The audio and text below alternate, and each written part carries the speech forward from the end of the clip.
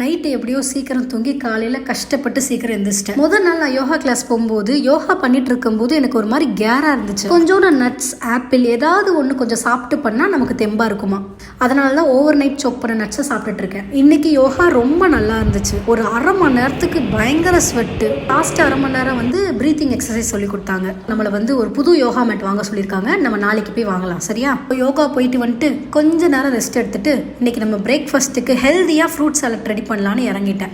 Avocado, வாழைப்பழம், apple, மாதுளம்பழம் இது எல்லாத்தையும் சேர்த்து நல்லா மிக்ஸ் பண்ணிவிட்டு கொஞ்சம் கர்டையும் ஆட் பண்ணிட்டேன். நீங்கள் நினைக்கலாம் இது மட்டும் பத்துமான்னு. இந்த மாதிரி நான் ஃப்ரூட் சாலட் எடுத்துகிட்டு போகும்போது மதிய லஞ்ச் கொஞ்சம் ஹெவியாகவே வச்சுப்பேன்.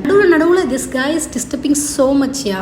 ஸோ இன்னைக்கு காலையில் சீக்கிரம் எழுந்திரிச்சாச்சு, ஹெல்த்தியாகவும் பிரேக்ஃபாஸ்ட் சாப்பிட்டாச்சு. அப்புறம் என்ன, ஒரு ஸ்லோமா போட்டுருவோமா?